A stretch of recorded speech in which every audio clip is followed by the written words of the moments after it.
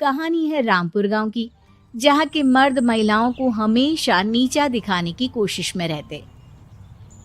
अरे अभी तक खाना नहीं आया, क्या मुझे एक और शादी करने की जरूरत है? नहीं जी नहीं, ऐसा मत करना, वरना मैं कहाँ जाऊंगी। खाना लेकर मैं अभी आई जी। गांव की पंचायत में भी फैसले हमेशा औरतों के खिलाफ ही रहते। मैं जो फैसला सुनाता हूँ वो भगवान की आज्ञा होती है। इस लड़के ने अपने मन से शादी करके अच्छा नहीं किया।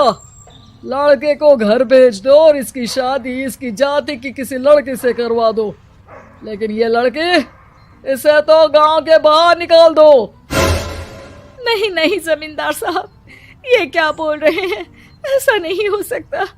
मेरी बेटी मासूम है, इसे अच्छे बुरे की समझ नहीं है। अरे कहाँ जाएगी ये बेचारी? कहाँ जाएगी?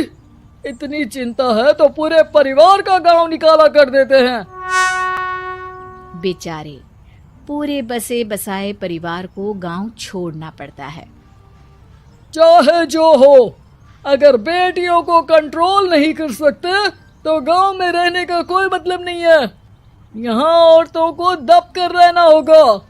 कोई भी अपने हिसाब से कुछ नहीं कर सकता, सब ईश्वर की मर्जी से ही होगा। तभी गांव का एक आदमी दौड़ा दौड़ा आता है।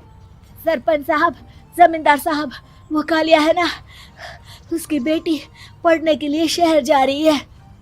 अच्छा, ये कब हो गया? और कालिया की हिम्मत कैसे हो गई ऐसा करने की? लेकर आओ उसे और उसकी बेटी को। बस फिर क्या था, हाजिर हो जाते हैं कालिया और उसकी बेटी सरपंच के सामने। अरे कालिया, ये क्या सुनने में आ रहा है? बेटी को इंजीनियर बना रहा है तू? और ये बता, गांव में तो स्कूल नहीं है, फिर कहां से इतनी क्लास पास कर गई तेरी बेटी? राधा, जो कि कालिया की बेटी है, उसे लगता है कि सरपंच उसकी तारीफ कर रहे हैं। सरपंच जी, मैंने ऑनलाइन पढ़ाई की है, डिस्टेंस लर्निंग से। सभी में मैंने अच्छे नंबर पाए हैं, जिसे देखते हुए शहर की इंजीनियरिंग कॉलेज में मुझे स्कॉलरशिप मिली है। वाह जी वाह, क्या होती है ये? पहले तो ये बताओ, फिर आगे की बात करते हैं। पूरा गांव राधा की बात सुन रहा था और राधा बोलती जा रही थी। तो ऐसे मैं फ्री में एक अच्छी शिक्षा लेकर गांव में जो कुछ परेशानियां हैं, जैसे बिजली, पानी और इंटरनेट जैसी समस्याओं के लिए काम करूंगी। मैं गांव को शहर से जोड़ने के लिए पुल का निर्माण करवाने का प्रस्ताव रखूंगी। मुझे पूरी उम्मीद है कि जल्द ही हमारा गांव भी तरक्की की राह पर चल पड़ेगा। राधा की बात सुनकर सारे गांव वाले ताली बजाने लगते हैं। सरपंच को समझ नहीं आता कि वो क्या करे। चुप रह नादान लड़की, गांव के खिलाफ जाने के लिए तुझे गांव से बेदखल कर दिया जाएगा, वो भी पूरे परिवार के साथ। और हाँ, अगर ठीक से गांव में रहना चाहती है तो ये पढ़ाई लिखाई छोड़ दे। हम तेरे लिए गांव का कोई होनहार लड़का देखेंगे। तभी गांव का एक आदमी बोल पड़ता है। अरे नहीं नहीं सरपंच जी, राधा बिटिया जो बता रही है, अगर वैसा हो जाए तो हम लोगों को पैसा कमाने के लिए बाहर नहीं जाना पड़ेगा। हाँ जी, और ना ही कोसों दूर पानी के लिए भटकना पड़ेगा। हमारे बच्चे भी अच्छी पढ़ाई कर सकेंगे और आगे बढ़ेंगे, ना कि हमारी तरह खेती करते बैठेंगे। क्यों गांव वालों, राधा बिटिया का साथ देना चाहिए ना। सरपंच देखता है कि गांव राधा के साथ है तो वो चुप हो जाता है। वो घर आकर अपने सलाहकार से बात करता है, जो बहुत ही चालाक किस्म का इंसान होता है। अरे सरपंच साहब, आपको बहुत ही होशियारी से काम लेना पड़ेगा। एक बार गांव तरक्की कर गया, यहाँ के बालक पढ़ लिए तो कोई ना पूछेगा आपको।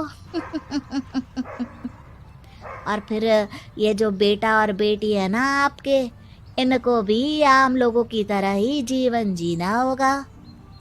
हाँ, लेकिन करे तो क्या करे? वो ना आप मुझ पर छोड़ दीजिए, बस मैं जैसा बोलूं करते जाइए।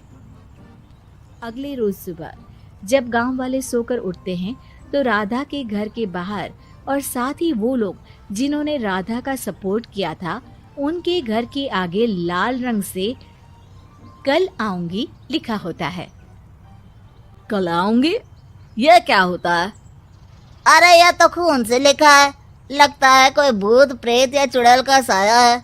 चलो सरपंच जी के पास चलते हैं। सभी सरपंच के पास जाकर उसे सारी बात बताते हैं। और ये तो बड़ी मुश्किल की बात है। चलो मैं एक बाबा को जानता हूँ, उन्हें बुला लेता हूँ। सरपंच बाबा को लेकर गांव के घर के बाहर जाता है। ओहो, तो ये वो चुड़ैल है जो उन लोगों को निशाना बनाते हैं जो गांव को बदलने का सपना देखते हैं। वो गांव को ऐसे ही संपन्न देखना चाहती है, वो नहीं चाहती कि कोई बाहरी यहाँ का कायाकल्प करे। क्या तुम लोगों में से किसी ने गांव को बदलने की सोच रखी है? तभी राधा की माँ रोते रोते आती है। मेरी राधा घर से गायब हो गई है, अरे कोई तो बचाओ, मेरी बच्ची कहाँ गई?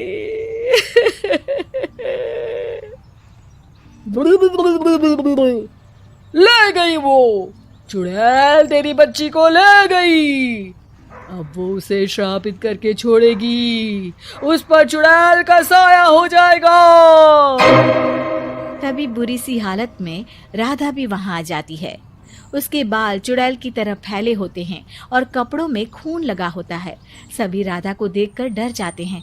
माँ, पता नहीं मुझे कौन उठा कर ले गया था। अरे दूर दूर हो जा चुड़ैल, अब हम लोग इस गांव में नहीं रुकेंगे। अरे कैसी बातें कर रहे हैं आप? कल तो आप मेरे भरोसे गांव का हुलिया बदलने, अपने बच्चों को पढ़ाने और तरक्की उन्नति की बात कर रहे थे, तो आज क्या हो गया आपको? ये फिर तुम लोगों को बहकाएगी।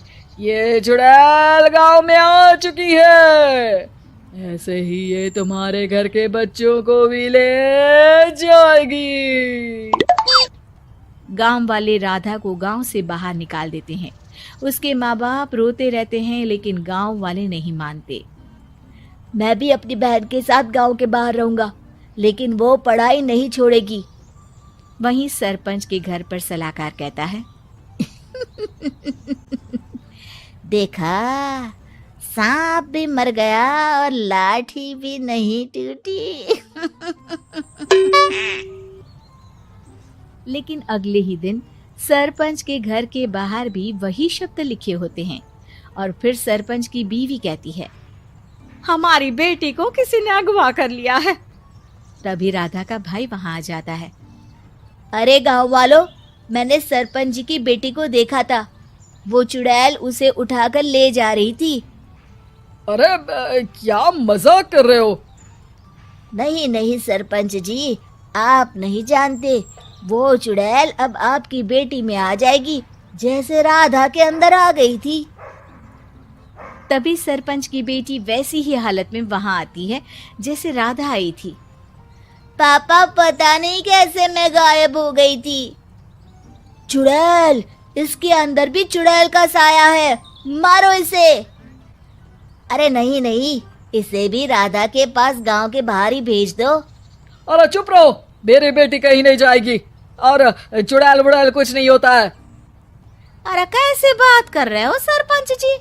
आप तो बोल रहे थे कि आपका फैसला भगवान का ज्ञान होता है, तो अपने पर बात आई तो अब आप ऐसे बोल रहे हैं। अरे ना ना ना, आपको अपनी बेटी को त्यागना ही होगा। अरे बुलाओ बाबा को। राधा का भाई बाबा को ले आता है, जिसे अब गांव वालों के डर के कारण सच बोलना पड़ता है। मैं कोई बाबा नहीं हूँ, मैं तो मोची था। ये सलाहकार महोदय ने मुझे कहा था एक्टिंग करने को। अब वो मुझे पैसे देने वाले हैं। अब मुझे माफ कर दो। गलती हो गई, मुझे माफ कर दो। तभी वहां राधा आ जाती है। देखा सरपंच जी, जब गांव के बच्चे साक्षर होंगे तो आप जैसे लोगों की चालाकी नहीं चलेगी।